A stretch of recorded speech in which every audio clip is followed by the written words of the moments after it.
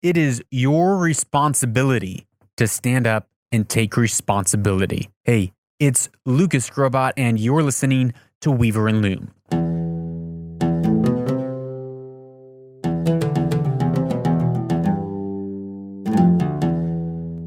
Welcome to Weaver and Loom Own the Future. Own the Future is a podcast that is made by and for change makers. I believe that you are a change maker. You are a powerful agent of change in the world that is able to actually own the future, able to shape the world that is to come.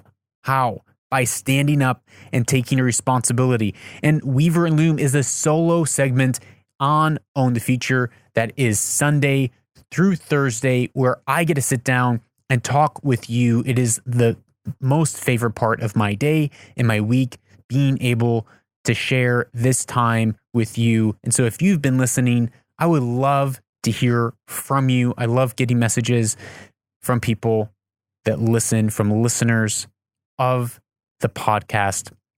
And today we are talking about taking responsibility. We've talked about this before on the podcast, especially on that week of change that we did maybe about a month ago now.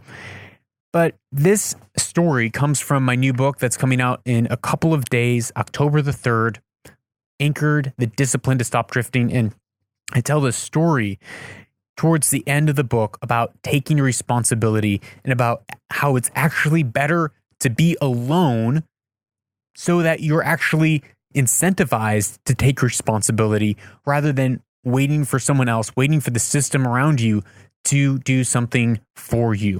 So this story comes from a tragic murder of Kitty Genovese.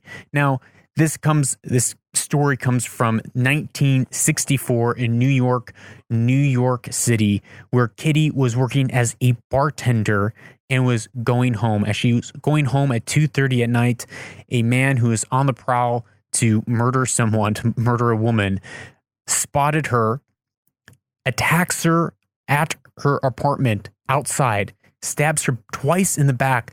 Someone from the apartment yells out, "Hey, get away from her."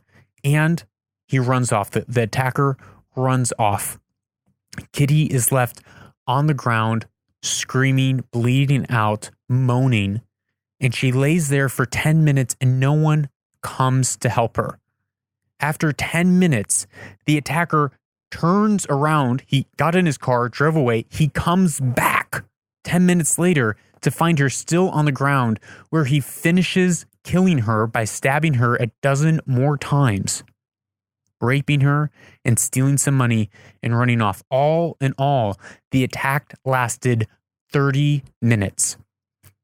Reports later on say from the investigation that over 38 people witnessed the murder from their apartments. People even pulled their chairs to their windows to watch this take place.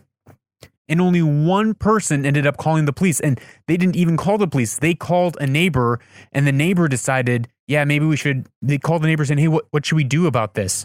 And that person said, maybe we should call the police. They finally called the police. The ambulance showed up an hour after the attack started. Why? People didn't take responsibility. There's one story of a guy who admitted to turning up his radio because he didn't want to hear the screams of the woman outside. It was so loud, he was annoyed that this woman is being attacked, so he turns up the radio to not hear her being murdered.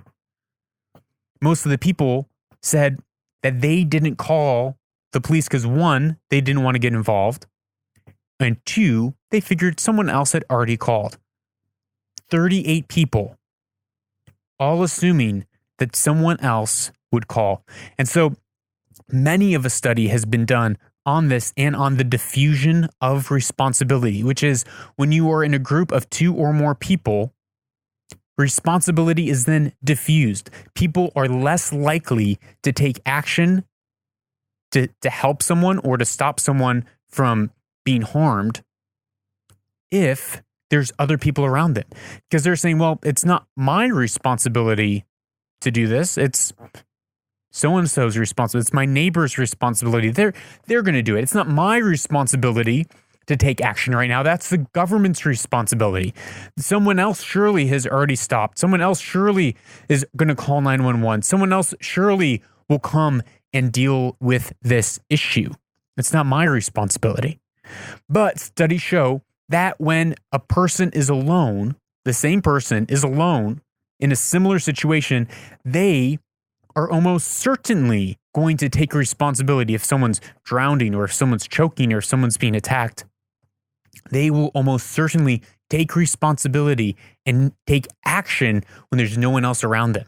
So we can learn a couple things from this. One, groups and having a strong structure, social structure around you, partnering, have a team around you is so important. We need that. So I'm not dismissing the power of team. I'm not dismissing finding people to go with you. That is so important. And we're going to actually talk about that on the next episode.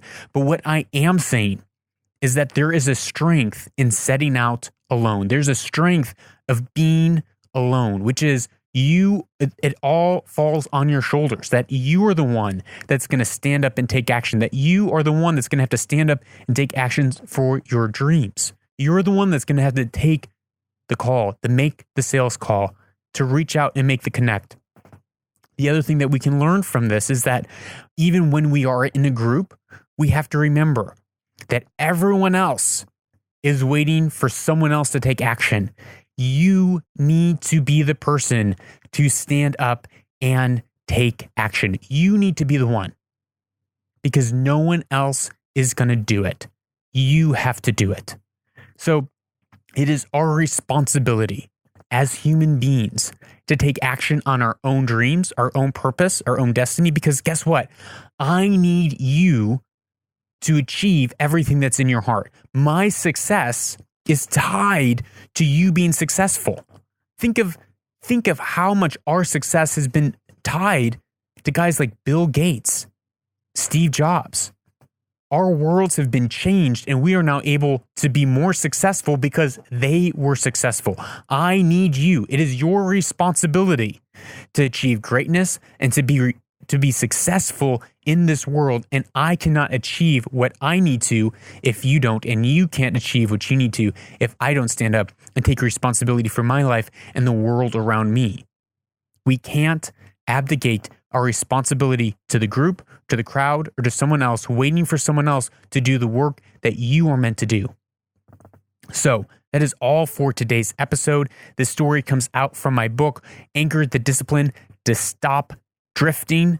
That comes out on Thursday, October 3rd, 2019. If you're listening to it after this date, it is already out. Please go get it. Why? Because it is my way of actually serving and helping you achieve your dreams. If you have enjoyed this episode or any other episodes of the podcast, please share it with a friend. It would mean so much to me. That is all. Remember, I'm Lucas Crobot. You are a change maker who stands up and takes responsibility, and this is where destiny is woven.